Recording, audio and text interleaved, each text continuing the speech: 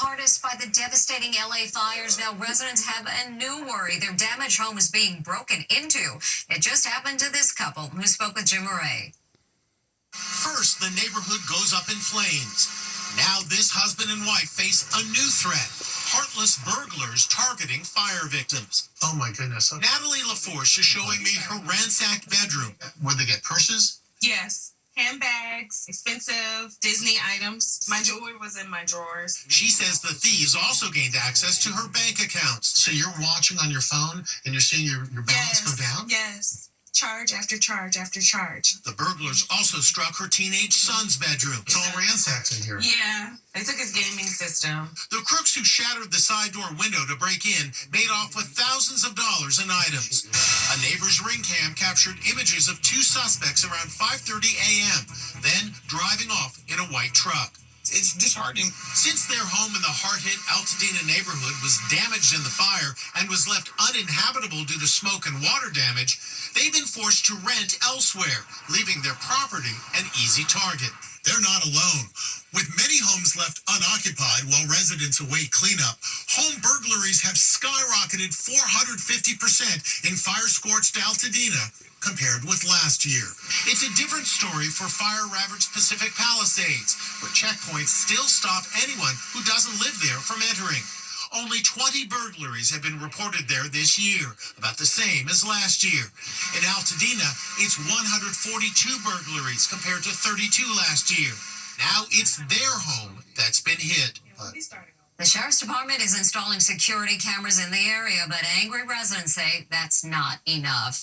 This 74-year-old woman was driving home after playing slots at a casino. Her car stalled, then caught on fire. And when she tried to walk for help, she got lost in the woods for 3 long days and nights without any food or water. She spoke with Stephen Fabian about how she survived. This woman is lucky to be alive today because just a few weeks ago, her face was plastered on a missing persons report. Nancy Bloomquist had disappeared after an afternoon excursion at the Little River Casino in Ludington, Michigan, where she played the slot machines. The 74-year-old granny got lost driving home on a dirt road that took her deep into the woods. When she turned the vehicle around, it stalled and then somehow caught fire.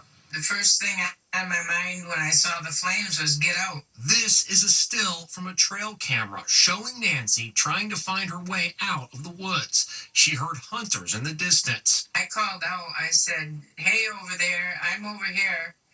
But nobody came. A neighbor reported her missing. For the next 3 days, she struggled to survive in temperatures that dropped to 27 degrees at night. What did you do for food? I didn't have any food.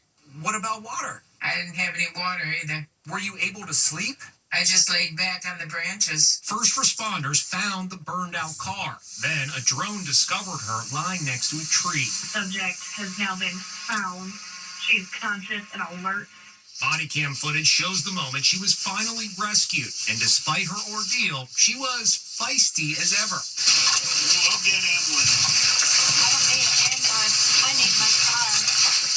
Well, unfortunately, your car kind of barbecued. We'll get you up, get you warm, okay? I've been cold for days. Yeah. Are you hurt? No. Another cop brings sheets to help keep her warm. They load her into the back seat of a patrol vehicle. So, after a day at the casino, she really hit the jackpot. She was alive. I gotta ask, you were playing the slots. How'd you do?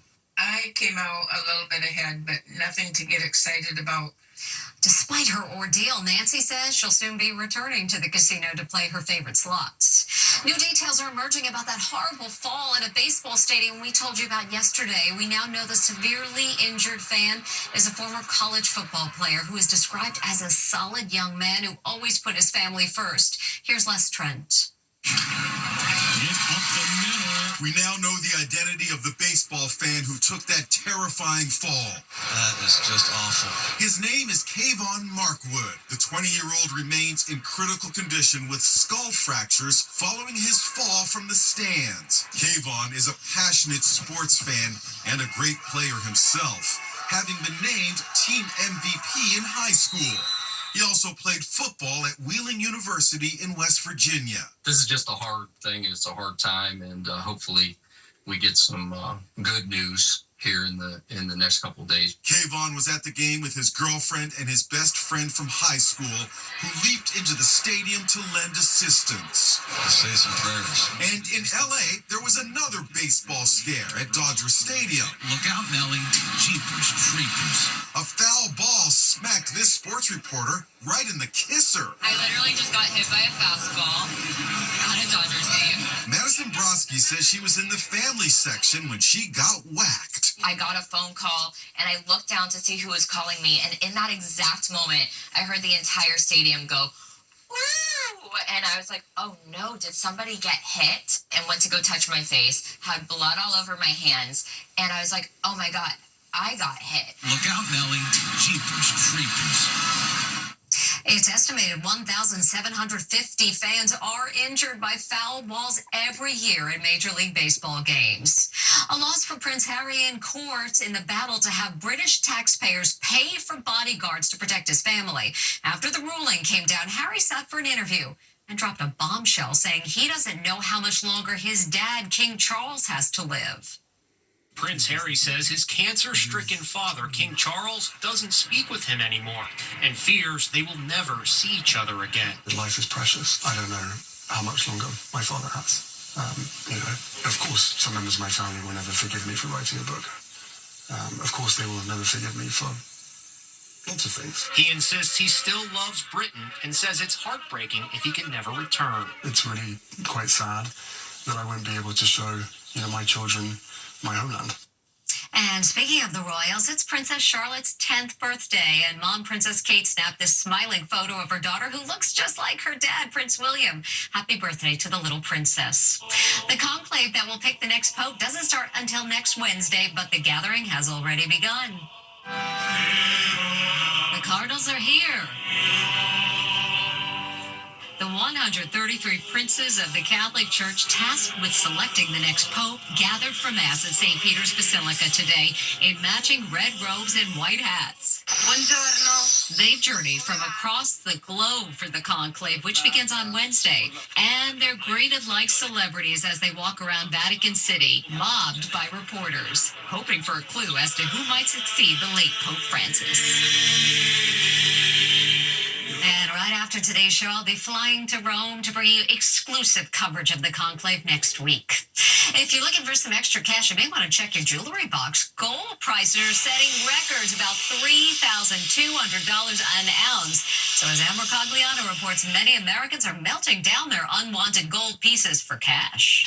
It's the great gold rush of 2025. With the price of gold at an all-time high, many Americans are melting down their gold jewelry for cold, hard cash. Alan Mirzaev, manager at U.S. Gold Refinery in New York City's Diamond District, says business is booming.